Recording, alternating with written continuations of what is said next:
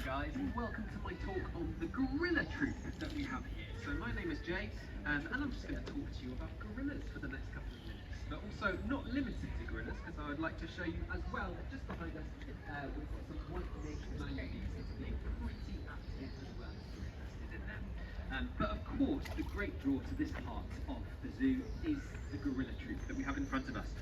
So these guys are a troop of 7.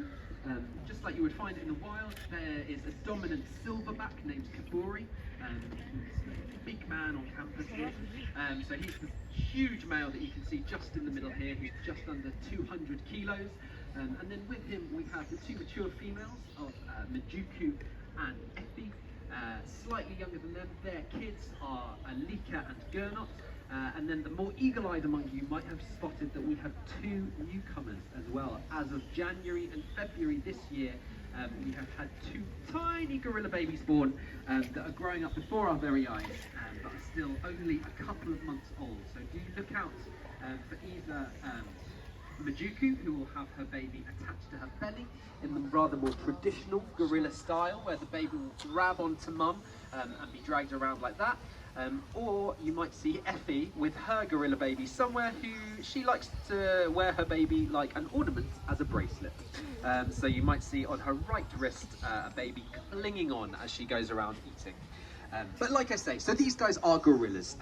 They are one of the most charismatic animals here, partly because they are so closely related to people. They share 98.3% of their DNA with humans, which means that they are one of our closest living relatives on Earth. The only animals more closely related to us are the bonobos and the chimpanzees, also of Africa, because gorillas are found exclusively in Central and Western Africa, in very dense forest, very dense bush, very dense undergrowth. But the type of environment that they live in can depend on the species. So you do get mountain gorillas that live obviously on top of mountains and very tall hills in the dense rainforest there, primarily in places like Uganda and Rwanda. But you get this species, which is the western lowland gorilla, in sort of much more swampy, marshy territory and much lower down, of course. Now, you wouldn't necessarily know this to look at them, but the western lowland gorillas, or gorilla in Latin, are actually the smallest species of gorilla in the world. So these guys are the smallest species of gorillas. The eastern lowland gorilla is known as the largest species of gorilla, but regardless, these guys are pretty big. Kaburi, who is just getting up and moving there, right in the middle, like I said, is the big male silverback. We would expect him to reach over 200 kilos. Which is pretty sizable for any animal, I'm sure you'll agree.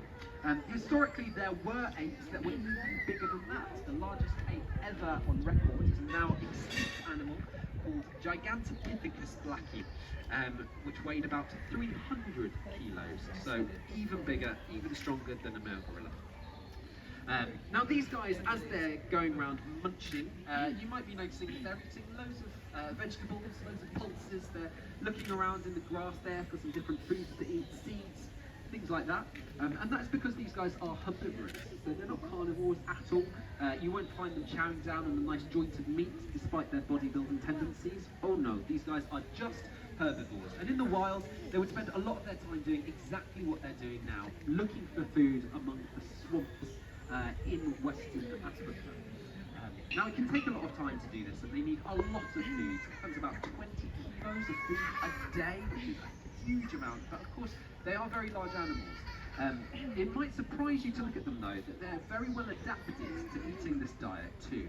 So if I can throw out some facts and figures for you, so humans have a bite force of roughly 120 to 160 pounds per square inch. If anyone was at my tiger talk earlier, you might have heard that tigers have a bite force of roughly 1,000 pounds per square inch. Gorillas have a bite force of roughly 1,300 pounds per square inch. So that is, obviously, larger than a tiger. Now, why might a herbivore need jaws that are that strong? Well, because of their diet. They eat a lot of nuts, they eat a lot of tubers in the wild, and you need to be able to grind those things down using that huge bite force.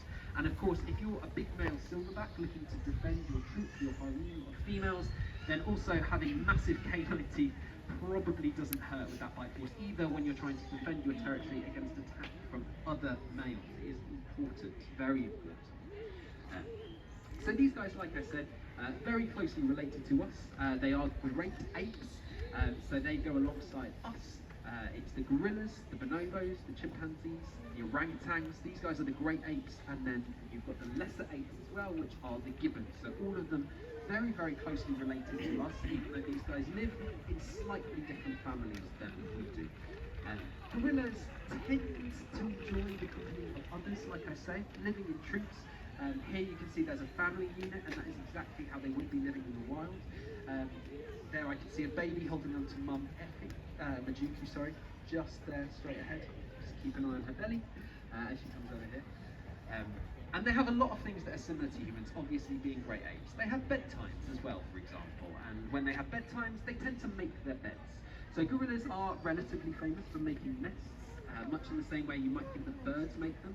But these guys, even more energy inefficient. They tend to make their nests different every single night. So every night before gorillas go to sleep, they will make themselves a bed. Depending on how large they are, they might go up into the trees, or they might stay a bit lower to the ground as well. So big male Ikeburi, who's just run inside, will tend to stay a lot closer to the ground, but the youngsters might go a bit further up. They can also use tools, which is quite unusual in the animal kingdom. They've been recorded getting a load of leaves and using those as sponges if they want to drink water. And they've also used sticks to great ability. They tend to poke them into termite mounds to try and get food out of them. And Western lowland gorillas have also been known to measure the depth of water that they're wading through using a stick, much as we would use a measuring tape. So there is obviously a lot in common with humans that you can see there. In fact, at the zoo we give them termite mound inspired puzzle feeders, which can take them as little as 30 seconds to complete, which is especially impressive when you can consider that the scientists who created them, when they were giving them out to testers, the humans would take 2 minutes. Extrapolate from that what you will. But guys, I'm going to hang around here for another couple of minutes. I think the gorillas have mostly gone inside now, so feel free to go inside and see them in their indoor enclosure. But I'm going to hang around for another couple of minutes, just in case you've got any more questions. Otherwise, have a lovely day.